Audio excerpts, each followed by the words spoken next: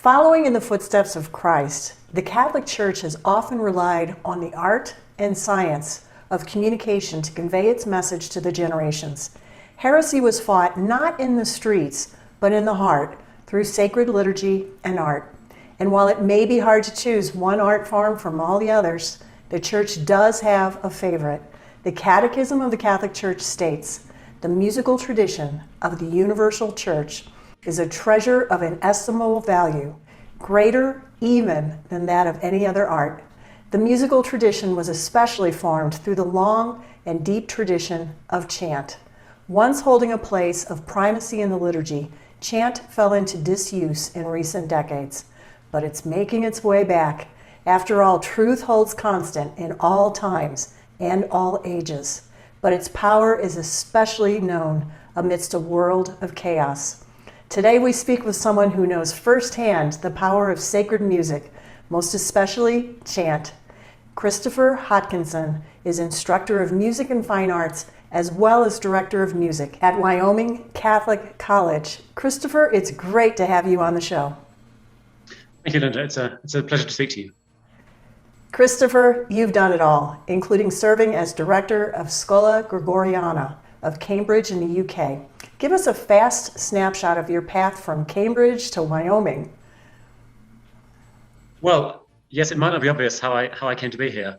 I was very privileged to get a fairly unique education in Gregorian chant and in sacred music during my time at Cambridge, and so I found myself a few years ago with the beginnings of a career as a performing musician, but also with a very strong interest in academic teaching and research.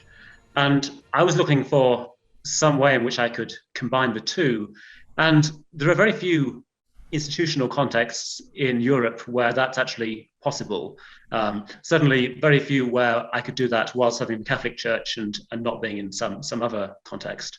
So it was a real delight for me when I had this opportunity to come to Wyoming and to be able to teach in a Catholic college and to divide my time between performance and teaching and research. So yes. What are the similarities and differences between Cambridge and Wyoming students? Well, the differences I think are so numerous. It's hard to begin. I think what I see in common is a real intellectual curiosity. In both cases, I've been privileged to work with some people who are really interesting people to teach and who have a thirst for knowledge. Here in Wyoming, the college's program is quite unlike what would be the case at a university like Cambridge. My students in Cambridge were highly specialized, devoting their entire time to studying music, whereas here at Wyoming Catholic College, the students are all taking a generalist curriculum, and so the rest of their day is full of readings in philosophy, in theology, in the great books, and so they're in a very different situation. In a way, it's a greater challenge, of course, to teach them very specific technical things about my subject.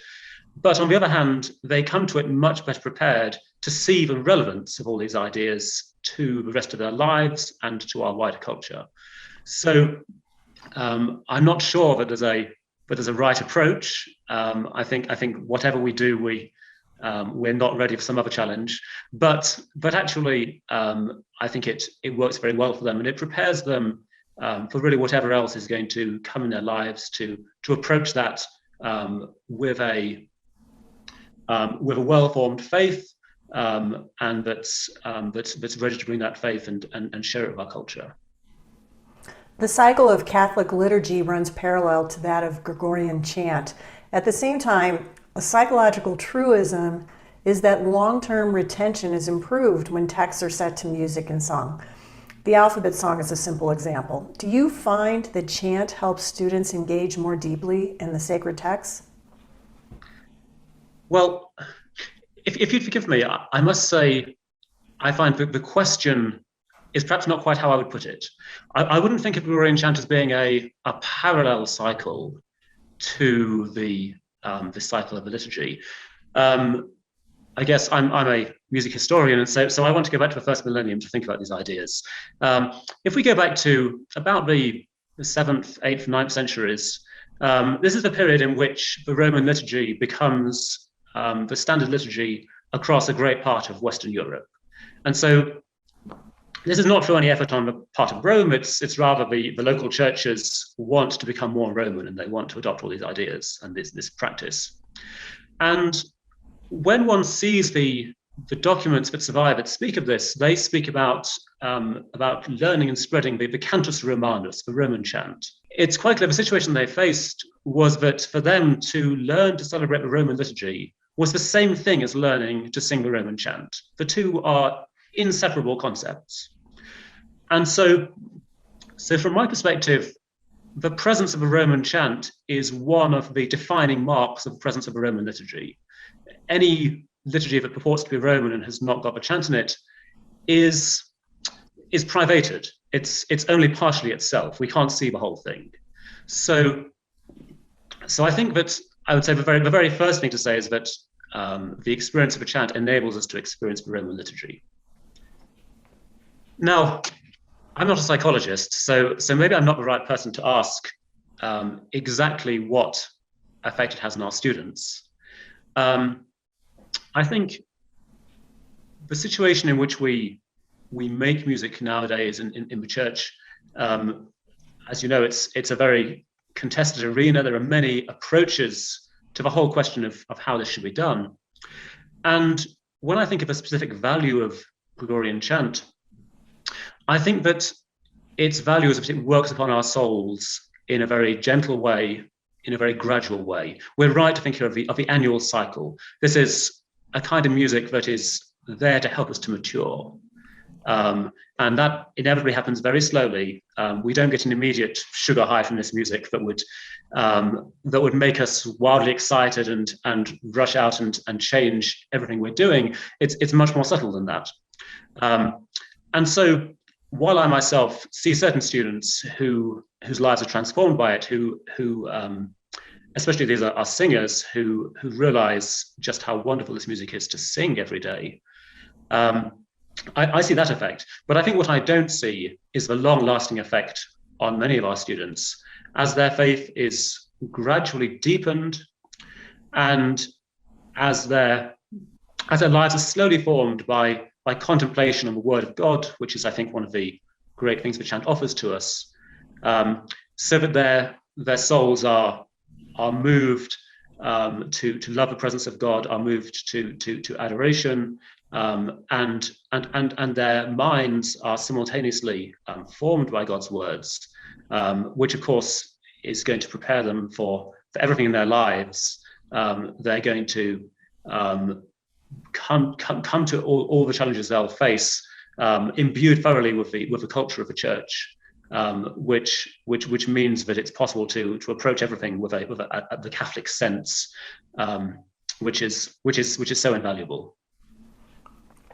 You also teach art history. Our audience spans a spectrum of knowledge on such things, from simple to advanced. So casting a net across the widest Catholic experience, help us understand the relationship of the liturgical calendar, artistic representation, and chant. And finally, how does it work together to the benefit of the soul? The church's year presents to us the mysteries of the faith as an annual cycle, which we return to each year to contemplate anew. Of course, the faith is unified, it's a whole, but we being human need to consider each of its aspects in turn, and the church guides us through that each year.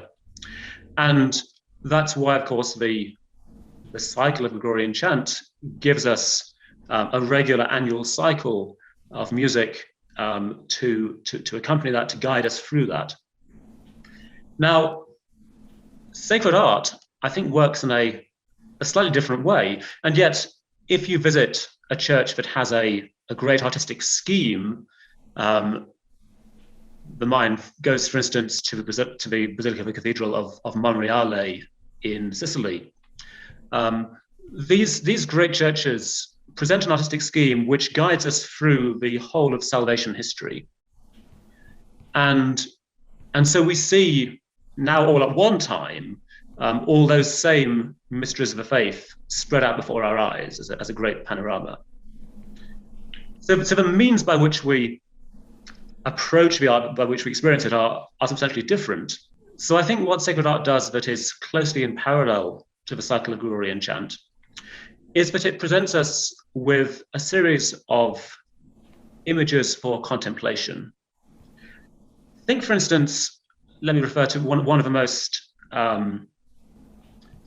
paradigmatic images in the Western artistic tradition would be a painting of the Annunciation. I don't need to refer to any particular painting of the Annunciation because, in fact, there are so many that are like this. But I'm imagining perhaps one of the great masters of the Renaissance or of Baroque, perhaps. And the scene that we might see shows us with the angel Gabriel approaching Mary and saying the first word he says, Ave, hail. And we see Mary as if she's just been disturbed at her prayers. In fact, very often we can see where just a moment ago she was kneeling, and we can see the open prayer book on the desk in front of her. And so we see that Mary, when she was just about to give her fiat, to say yes to the Lord, was at that moment in a state of deep prayer, of contemplation of God's word. And when we see great sacred art and when we hear great sacred music, and I'd include the chant in that, we ourselves are invited also to be in a state of contemplation, a state of open receptivity to the word of God. And it's precisely by placing ourselves before God in that way, in prayerful contemplation, that we become ready to accept God's will for us. So in this way, the great music and the great art of the Western tradition are exactly what we need in our own spiritual lives to grow and mature and to answer God's call. If you could give one piece of advice to a part-time music director in an ordinary farm parish, what would it be? Well, it's a very hard question because I know that everyone has different challenges, different circumstances. And so while in a way it's easy to speak of the ideal, it's very hard to say what it is that any individual person needs to do first, what they need to worry about right now. So I think what I would say is possibly the most valuable thing is to say that it's easy as a parish music director to become distracted by all the choices we have to make. All the time we're thinking about our musical resources, about the team of musicians that we are organizing, about the decisions that have got to be made about the Mass this Sunday and next Sunday, and so on. Someone who looks at this role from the outside might assume that the most important job of a music director is to choose 4 hymns for Sunday Mass. And my advice would be to say that that's the wrong approach, that our role is not a role that involves making choices. Our role is to faithfully transmit the mind of the church in this matter and to sing the church's music. And so for that reason, there's one book that every single church musician in whatever situation should know. Of course, I'm speaking to people singing music for the Latin Rite. And that's the book called The Roman Gradual. I've got my copy of it here, a single small book called in Latin Graduale Romanum. And this book is the book that belongs to the musician in the church. So the missal is a book that is used by the priest that tells him what his part is in the liturgy. The lectionary is a book that's proper to the deacons and to the readers. And in the same way, the gradual is a book that is proper to the singers. It tells them what the music of the Mass is. Now, if you read the general instruction of the Roman Missal, which gives a series of instructions on the way that liturgy is to be celebrated in the ordinary form, it gives a number of options for the music at various points. And most often, that series of options begins, the very first option is the Graduale Romana, the Roman gradual. And that option is placed first in the list because in the mind of a church, it's the first option, the default option, the primary preferable choice of all the other options. And so I would encourage all parish musicians to get to know this book, get to know it intimately, to use it. If you can, use it directly, sing exactly what is contained inside it. But of course, in some circumstances, you or your singers or your congregation won't be ready for that. And so then let it be your guide more indirectly. Sing those same words to another setting of music that's more accessible to you, or sing those words in English translation. But nevertheless, that book is the fundamental guide. And when you get to know it well, it may surprise you.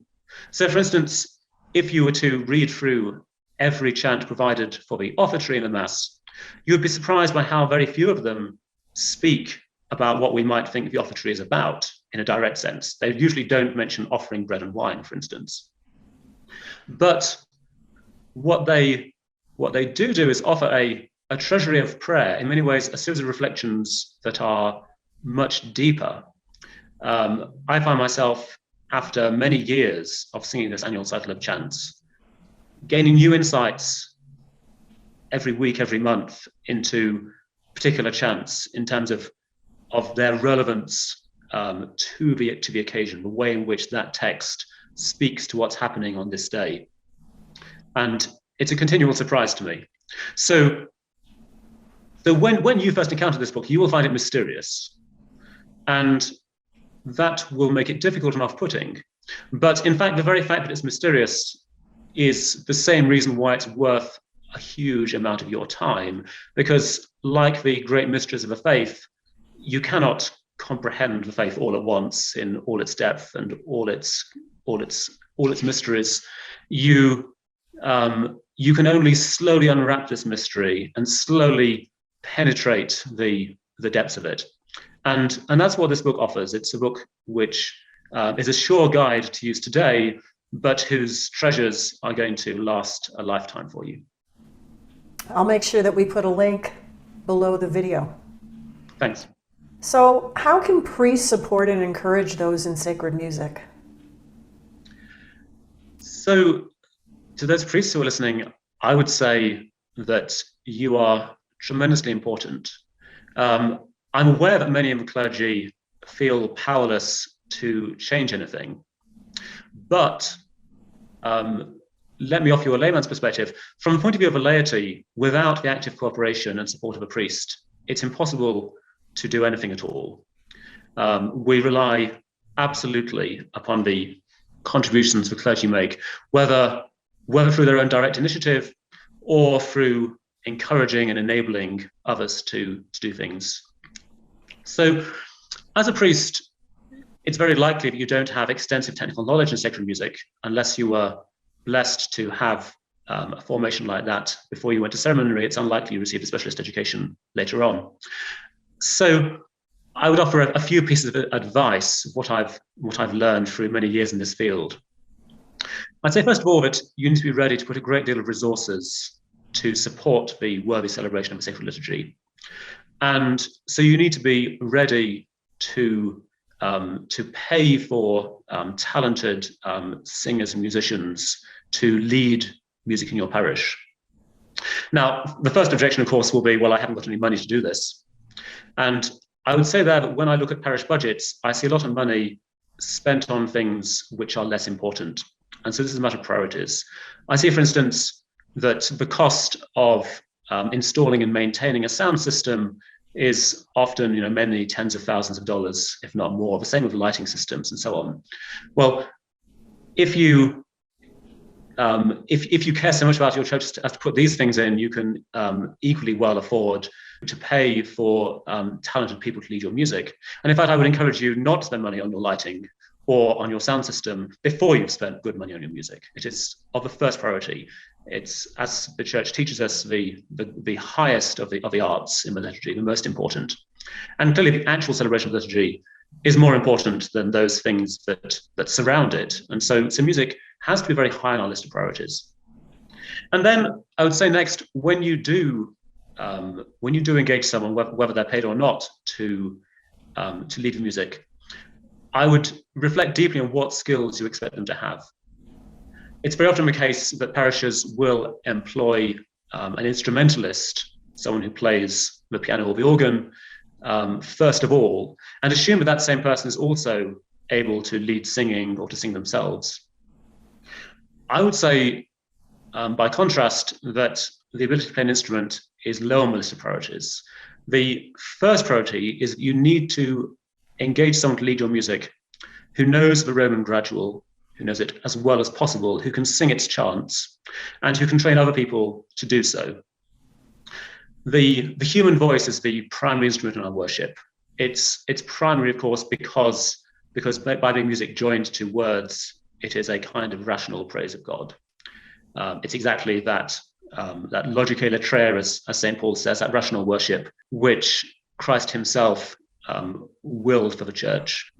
So the human voice comes first, and we have, I would say, in America and in the world more generally, we have too few musicians who are trained to sing the church's own music and to teach others to sing it.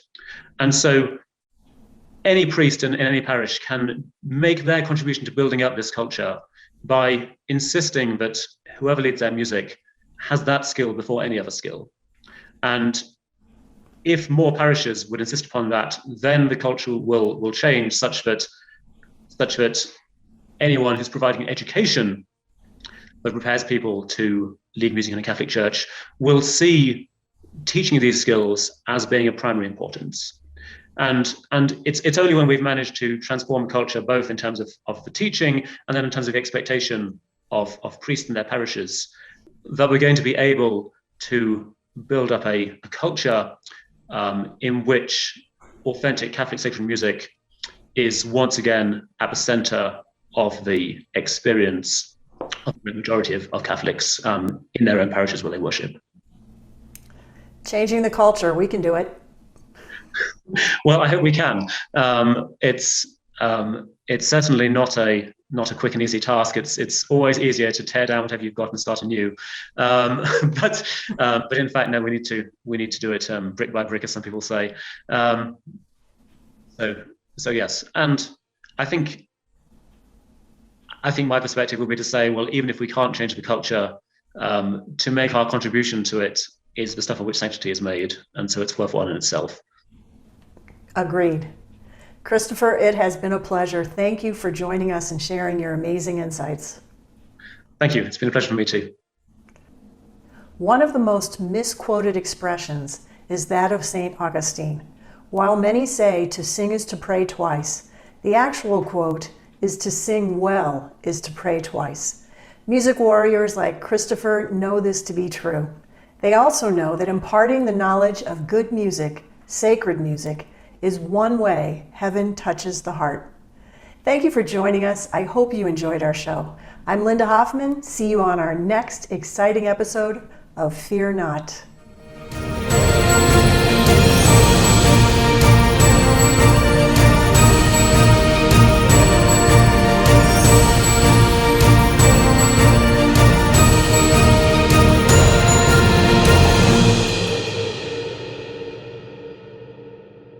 This has been a ChantWorks production. Please visit us online at chantworks.com.